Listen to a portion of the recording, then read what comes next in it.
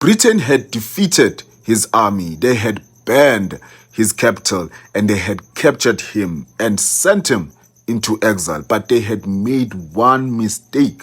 They thought taking the king meant breaking the kingdom. They were wrong. This is the story of King Cetshwayo, the Zulu king who lost his kingdom, lost his freedom, and yet refused to disappear. Cetshwayo was born in 1826 into the Zulu royal family, and by the 1780s, he had become the ruler of one of the most powerful African kingdoms in the southern Africa. Under his leadership, the Zulu military remained a formidable force, but across the border, the British Empire was expanding, and Britain wanted something from Cetshwayo, not friendship, not peace, but control. In December 1878, the British delivered Cetshwayo an ultimatum. Among their demands, his army had been disarmed, his authority had to be surrendered, and the independence of the Zulu kingdom would effectively be destroyed. Cetshwayo refused, and in January 1878, war began. Then came Isandlwana. The Zulu army descended upon British by force and delivered one of the most devastating defeats Britain had suffered in Africa. But Cetshwayo's victory would not last forever. Britain returned with reinforcements, more soldiers, more artillery, and a determination to destroy the Zulu military. On the 4th of July 1879, the two sides met again at Ulundi. This time, the result was different. British firepower tore through the Zulu formations. The Zulu army was defeated, and Cetshwayo was forced to flee.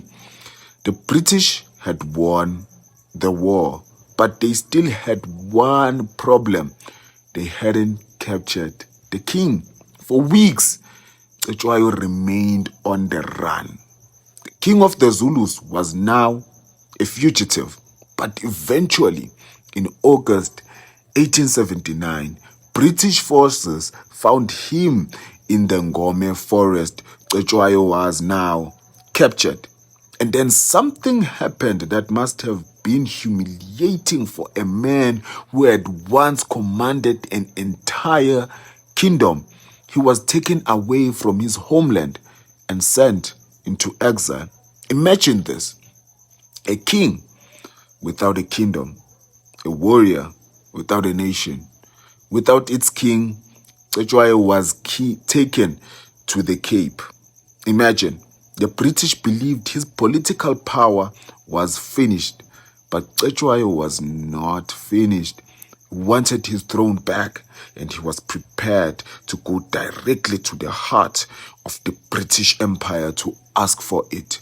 In 1882, Cetshwayo traveled to Britain, and there he met Queen Victoria. Think about the scene. The king of the Zulus standing before the queen of the empire that had defeated him. He didn't arrive with an army. Nope. He arrived with a request. Restore me. Let me return to my people. And remarkably, his request was actually granted.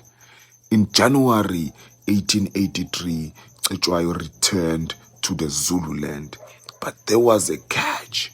This was not the kingdom he had left. No. His power had been drastically reduced. His territory now was much smaller, and one of his greatest enemies, Zipepu, controlled territory just next to him. The British had returned Cetshwayo, but they had returned him to a kingdom designed to keep him weak. And the real nightmare began now. Zululand was no longer united. The British had divided the entire kingdom among different chiefs. Some supported Cetshwayo, others opposed him, and Zipepu was one of his most dangerous enemies at this particular time. The Zulu kingdom was now fighting itself, brother against brother, Zulu against Zulu, and Cetshwayo was caught now in the middle. Then on the 21st of July, 1883, disaster struck. Cetshwayo's forces were defeated at Ondini. The king barely escaped with his life. His supporters were slaughtered. His power was collapsing around him. And once again, Cetshwayo became a fugitive. This time around, he fled into the Nkandla forest. The man who had once commanded one of Africa's most feared armies was now hiding in the forest. No great army surrounded him. No royal place protected him. No kingdom stood united behind him. Only a few loyal followers remained with him. Eventually now, he was escorted to Eshowe, and there the final chapter of his life began. On the morning of the 8th of February 1884, Cetshwayo appeared to be in a relatively good health. He took his usual early morning walk, but later that day, the king was dead. He was only in his late 50s. The official cause of death was a heart disease, but almost immediately, rumors of poisoning spread all around Zululand. The doctor suspected poisoning, but a post-mortem examination was not carried out. So even today, the exact circumstances surrounding his death remain disputed. Cetshwayo died without seeing the Zulu kingdom restored to what it had been, but Britain never completely erased the royal house. His son, Dunuzulu, would later take up the struggle of being a king of the Zululand, and Cetshwayo's name would actually survive, not simply as the king who lost the war, but as a king who refused to let the defeat erase the claim of his people. His army was defeated, but his kingdom was divided. His throne was taken away, but his story survived.